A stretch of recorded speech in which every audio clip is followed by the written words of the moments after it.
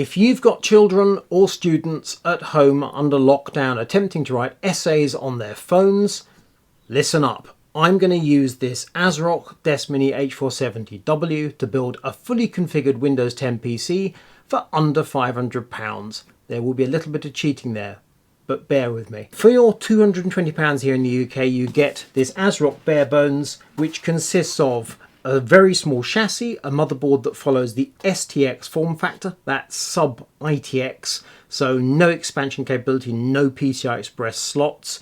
You're using the graphics in your Intel processor, LGA 1200 Comet Lake S, and we'll come to 11th gen Rocket Lake in a moment. You also get a power supply, and I've also got a couple of Wi-Fi antennae because the spec of this particular version includes Wi-Fi, a little M.2 card that plugs into the motherboard. Tragically, it's 802.11 AC. I didn't realize AC was still a thing in this day and age. Surely these days Wi-Fi 6. Bit disappointed about that. This chassis is limited by the physical height and by its capabilities, and also by power delivery, to 65 watt processors. You can, if you choose, put a 35 watt processor in, but we're ignoring that. We're going for a Core i5 65 watt, but do bear in mind, Intel's 10th gen Comet Lake S includes Core i5, Core i7 and Core i9 models from 4 to 10 cores that are 65 watt parts. This system claims to support those processors. I've got the Core i5. I don't have a more grunty processor until we get to the K SKUs. This system doesn't support those full power K models. ASRock's web page for the Desk Mini is a peculiar thing. It's clearly not aimed at the technical enthusiast. On the other hand, you have actually got to put the thing together, so you require some technical knowledge. And look at the specification they show you. 3 60 amp chokes, and the VRMs have a heatsink. Whoopity-doo. And then it tries to sell you some accessories. You can buy an ARGB lighting strip, apparently, not that you can find it on sale, and there are also a couple of accessories for USB and for audio. The best thing, I think, is to open the chassis, install the PC components, and get the system up and running. Before I do it, let's have a quick look. So the I/O, we've got a Type-C on the front, audio jacks, and a USB blue, so 3.0 the least. On the rear panel, I've got the jack for the power, VGA USB-C display port, HDMI display port, 4 USB blues, and an Ethernet, plus I've got that Wi-Fi adapter. Ethernet is gigabit, the Type-C on the front, the Type-C on the rear, and the 4 USBs on the rear are all USB 3.2 Gen 1s, so that fella there is the fastest USB, the rest are all merely fast. And then we pull out the innards, cable securing to the power button and the front I/O. LGA 1200 socket, 2 DIMMs. The VRMs are arranged in the 3+1 configuration, as I mentioned before, with the 3 for the CPU under that tiny little heatsink. Let's just whip that off. 2 screws on the back side. Heatsink itself is the smallest heatsink I've seen on any piece of PC hardware, I think, ever. It is just teeny tiny. It's finned in fairness, but the amount of airflow you've got directly behind the VGA, so it sits there. Well, good luck is what I say.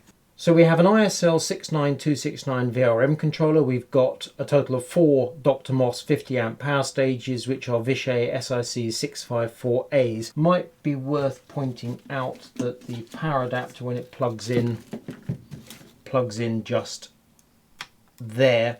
So we have a couple of chips here which presumably handle power coming in from that adapter. But once you're inside to this point here, it's a regular PC setup. You will have noted on their product page, ASRock talks about 60 amp chokes. However, those power stages are 50 amp. You get 3 of them. The heatsink is tiny. I have to say, the idea of those VRMs powering potentially a 10 core processor, that strikes me as something approaching madness. M.2 Wi-Fi, M.2 storage. I'm going to be using a 1TB WD Blue for this build, which you can buy at the moment for £95. You could buy a 500 gig for £57 if you wanted to really be under £500 for your build. So decent M.2 storage. I'm not cutting corners. Where I'm cheating slightly is that this processor is an Intel Core i5-10600, came from Intel a little while ago, retails for £214. The slightly slower i5-10400 costs £158, and I don't think in a build like this you'd know if it was a 10400 or a 10600, but the money could make a significant difference. So I'm going to cheat very slightly with the processor and the SSD, but the principle is sound. Look at that! Have you ever seen the innards of a PC looking so tiny and compact? On top of my Core i5 I've got a stock Intel cooler. I've tried a few other coolers, these Silverstones, they're from the nitrogen range. I've got the NT07 there and an NT08. The NT07 is amazingly low profile, even lower profile than the stock Intel cooler. However, it's so small there seems no purpose in using it over the Intel cooler, which also has a copper core. The NT08, I was tempted by this. It has an oddity to it, however, which is the 80mm fan is angled slightly, it's rotated. So when it sits on the motherboard, it would be like so. And it doesn't slide inside the chassis. The fan hits that point there. My SODIMMs are some Samsung DDR4 2133, 8GB a piece, so 16GB in total. There's the M.2 Wi-Fi card, and the WD Blue goes on top. You will note it has nothing in the way of a heatsink, so we're relying on airflow from the CPU cooler fan to waft some air around it. And then we go to the back of the board, and there are 2 points of interest here. One is this sticker by this M.2 slot, which says, Hyper M.2, please peel off label before you use it. This socket is supported with future generation processors. In other words, Rocket Lake. Rocket Lake goes to PCI Express Gen 4, and the CPU will have more lanes available than the current generations. That M.2 isn't currently, according to the specifications, a functional part. It's for the next gen. I'm going to install this SSD in that slot almost for the lols, just to confirm when I fire up the system that it doesn't work. And where are those SATAs? We've got two bays for regular 2.5-inch drives on the bottom of the motherboard tray. I've installed a pair of SATA SSDs there, and we have these cables which are combination data and power, laptop parts in other words. The chipset on the underside of the board, so that chipset sits, that's there, the chipset is there, so it's under metal. If you put an SSD there, clearly it's covered even further. There's zero airflow and it's completely bare. In principle, I just don't like that. I don't see why there isn't some sort of tiddly heatsink. After a bit of experimentation, I discovered it's easier to connect the cables before you actually screw the board into the tray.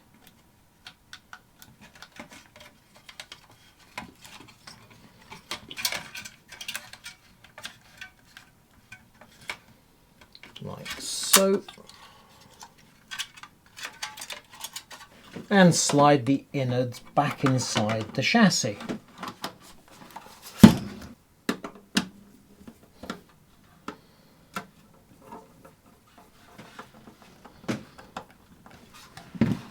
It seems unlikely to me that many Desk Mini customers will be lining up to buy the accessories that you can get for this system, but if you did want those front USB Type A ports, the bracket's going to go there. You pop out those two tabs, the bracket screws on the inside of the lid of the chassis there, which means you've got more hardware hanging around inside in the vicinity of the cooler, and the rear audio goes there. That tab pops out and you screw it there. Okay, so the supply power brick goes there. And that should be a finished PC. The BIOS presents some surprises. While it's clearly designed for this STX motherboard, which has very few features, you would think, there's an enormous emphasis on power and overclocking. You can raise the base clock of the processor beyond 65 watts. This is completely unexpected when you consider the stock Intel cooler, those feeble VRMs and the tiny chassis. I've no idea what ASRock's playing at here. And there's a second type of overclocking based on your power adapter. This Desk Mini was supplied with a 120 watt power adapter, but if you've got a 180 watt unit, you can crank up the power even further. While we have no expectation the ASRock Desk Mini will be a gaming PC, let's just run 3D Mark Firestrike and see what it does. The frame rate's naturally a pathetic 7 FPS, but that's expected. Wall socket power draw is just under 50 watts. The system power draw CPU is 24 watts. Obviously CPU, GPU are combined. CPU package is at 57 degrees Celsius. And so too, of course, is the GPU. They're in the same hardware, so that's no surprise. At the end of the benchmark, we'll see what the software's logged in the way of clock speeds, but we're expecting processor speed to be around 4 GHz all cores. Graphics are pegged at 1.2 GHz. As I say, however, gaming performance is truly abysmal, but we expected that. So this is this very video in Adobe Premiere.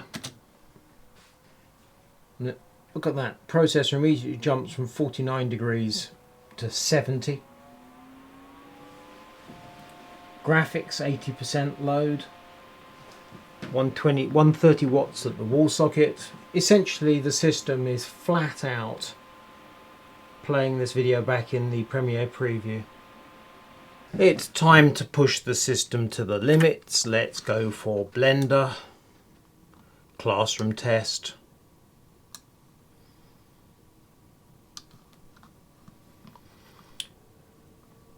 (125 watts at the wall socket, 4.4 GHz all cores, exactly as we expect.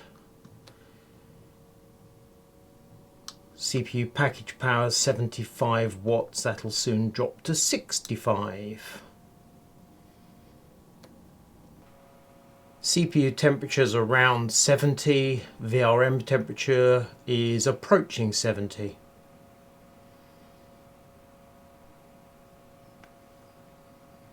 CPU is now down to 65 watts, so it's sitting at a steady 4 GHz all cores. And the VRMs are now at the same temperature as the CPU, in fact they're slightly hotter. CPU temp is stable, VRM temperatures are heading for triple digits. VRM temperatures are now about 10 degrees hotter than the CPU core. VRMs are at 100. That is enough. Running a CPU intensive task, in this case Blender, on the ASRock Desk Mini was an unpleasant experience. And at the heart of the system we've got the cooling of the motherboard, but we'll come to that in a moment. Here's my fundamental problem. If you just want to browse stuff, you've got your phone or tablet and you can do that very easily. If you progress to a proper PC or laptop, you're likely going to do some intensive work, certainly for a student. Photo editing, video editing, music production, even Chrome with many tabs open is relatively intensive. If you just want to fill in a form online, you can do that so easily on your phone. When you step up to a proper PC that's costing proper money, it's going to have to do a certain amount of work. And the thing is that with this STX form factor, you're not using a graphics card. You're relying on the integrated graphics in the processor. Intel HD 630 graphics aren't much cop. We know this. You can't play games. They pretty much put a display on your monitor and decode video. That they do perfectly well. You're relying on the processor power. And as soon as you get into proper stuff such as Blender, wow, it's not good. And the 3+1 50 amp power stages with that absurdly small cooler on the VRMs surely is at the heart of the thing. The fact that you pretty much have to stick with the stock Intel box cooler, and that even upgrading to those small form factor Silverstone coolers was an issue in this particular chassis because it literally wouldn't slide into the chassis. And then we have this bizarre thing going on in the BIOS where you're not quite limited to 65 watts as the spec suggests, because you can bump up the power in the BIOS 75 watts or 85 watts, even 90 watts. In other words, you're overclocking your non-K processor. And then in the event this had been a more highly rated power brick, I'd be able to push the power limit there as well, which it's not a good thought. My takeaway is that the ASRock Desmini H470W is certainly cheap, but as to whether it's good value, I don't think so. Certainly not if you're intending to actually put your processor to good use.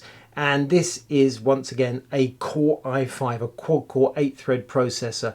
The idea of running a 6, 8 or 10 core processor in this chassis, it's mildly terrifying.